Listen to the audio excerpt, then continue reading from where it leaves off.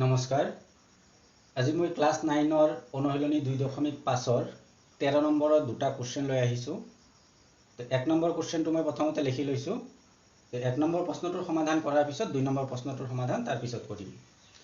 তো 1 নম্বৰ প্ৰশ্নটোৰ কি কৈছে আমি ইয়াতে চাই লও প্ৰশ্নটো কৈছে যদি x + y + z = 0 তেন্তে দেখুৱা যে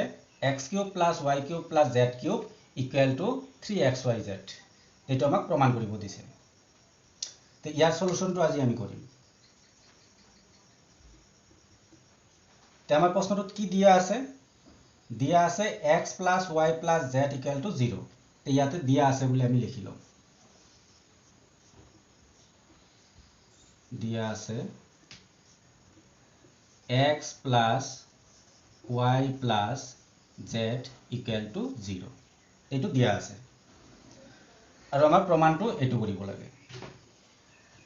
ইয়াতে যদি আমি অলপ চাও ধ্যান দি তেনেহলে এটা আমাৰ অভেদ আছে অভেদৰ লগত কথাটো অলপ মিলি আছে অলপ অংশ মিলি আছে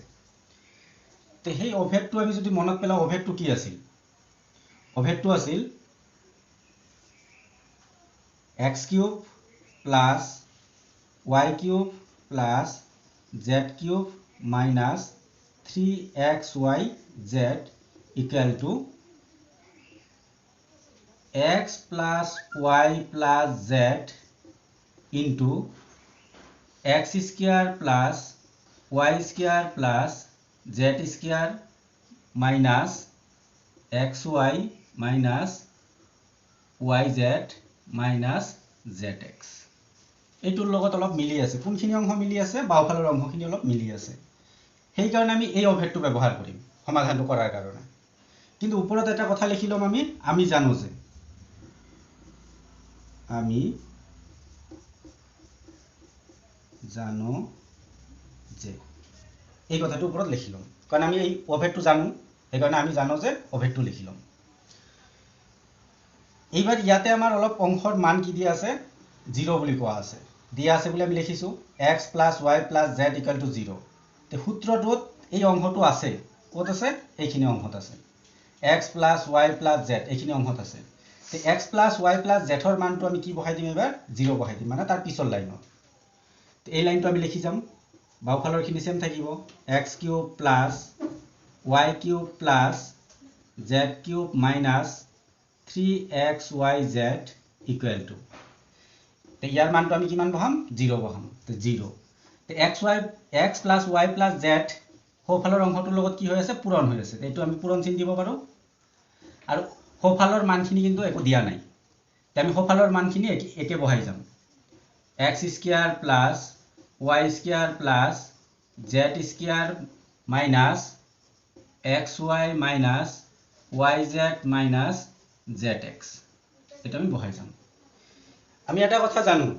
যে শূন্যৰ লগত যিকোনো সংখ্যা বা যিকোনো আমাৰ চলক পূৰণ নহক কিয়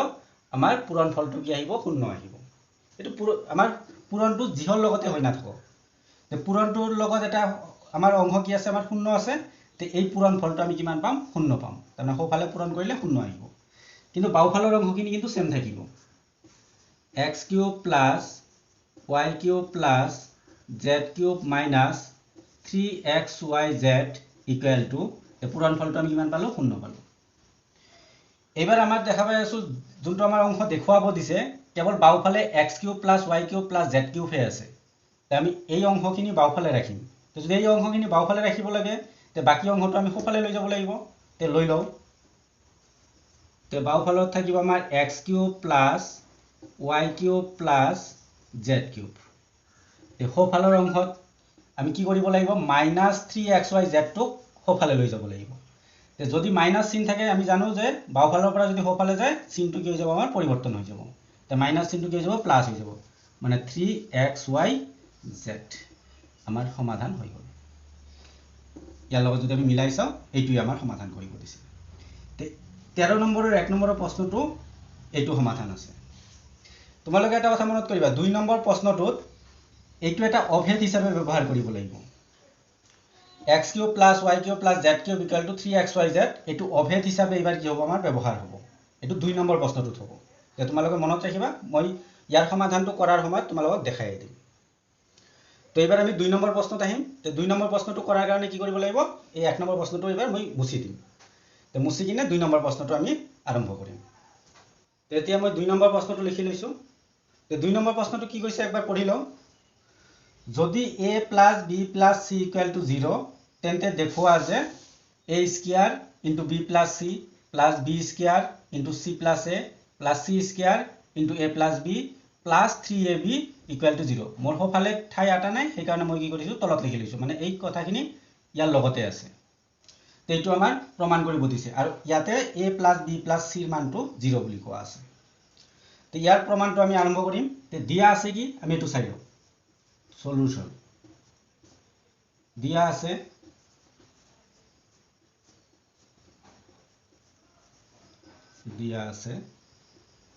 a + b + c = 0 এইটো সমীকৰণৰ পৰা আমি অলপ উলটা-পুলটাকে অলপ লিখি লব পাৰো কেনেকে তোমালোকে চাই লবা ইয়াৰে পৰা আমি কি কৰো প্ৰথমতে a আৰু b টোক যদি বাওফালে ৰাখো c টোক হফালে লৈ যাম তে ইয়াতে হৈ যাব আমাৰ a + b = c ৰ আগত মাইনাস প্লাস চিন আছে হফালে গলে কি হৈ যাব আমাৰ -c হৈ যাব তাৰ পিছত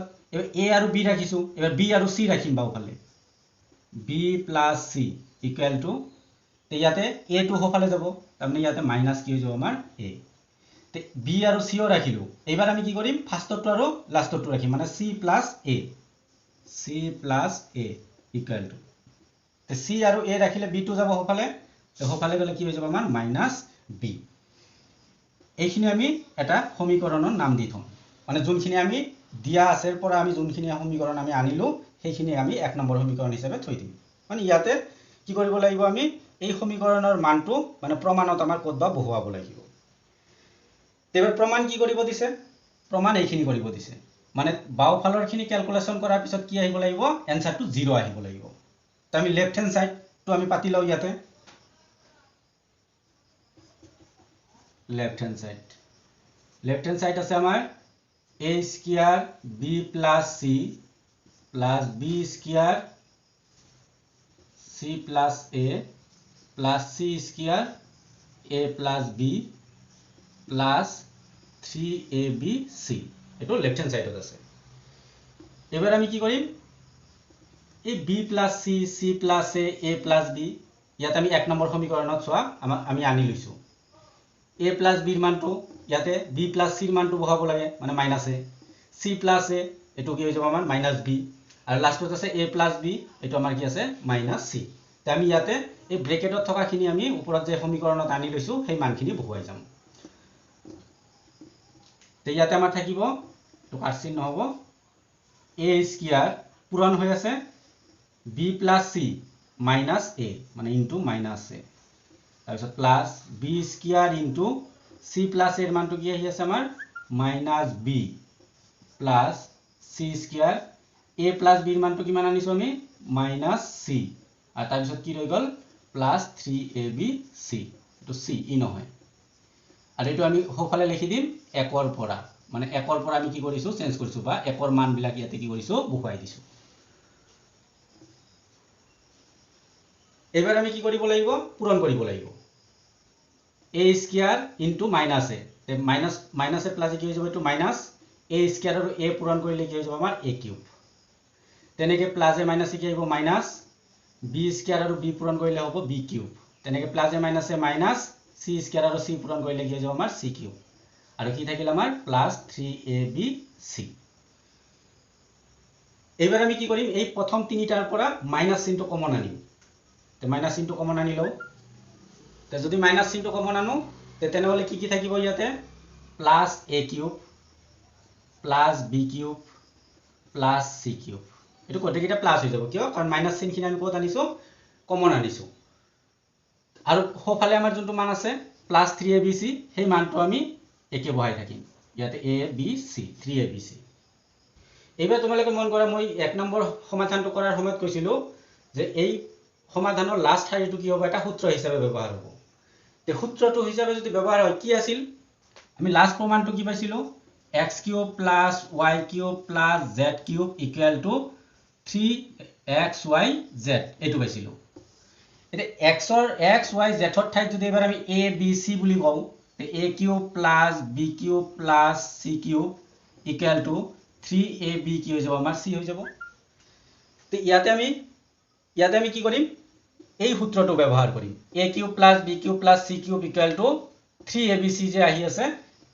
তে এই মানটোৰ ঠাইত আমি কি বহাব পাৰিম 3abc বহাব পাৰিম তে ইয়াতে 3abc বহাই দিও কিন্তু মাইনাস চিহ্নটো থাকিবই তে মাইনাসটো ৰৈ গল তে ইয়াৰ ঠাইত আমি বহাম 3abc তে 3abc আর তার পিছত কি আছে আমার প্লাস 3abc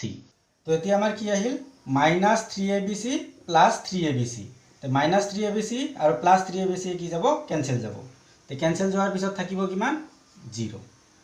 ইকুয়াল টু কি হৈ যাব আমার রাইট হ্যান্ড সাইড তো এইটো রাইট হ্যান্ড সাইডৰ লগত কি হৈ গল আমাৰ মিলি গল তো আশা কৰিছো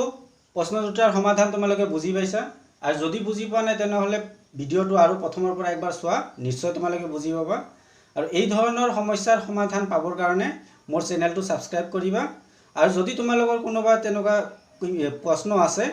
বুজি নোপোৱা প্ৰশ্ন আছে কমেন্ট বক্সত জনাই দিবা তে হেতু দিবৰ কাৰণে মই চেষ্টা কৰিম তো আজিলৈকে ইয়াতে এৰিছো ধন্যবাদ।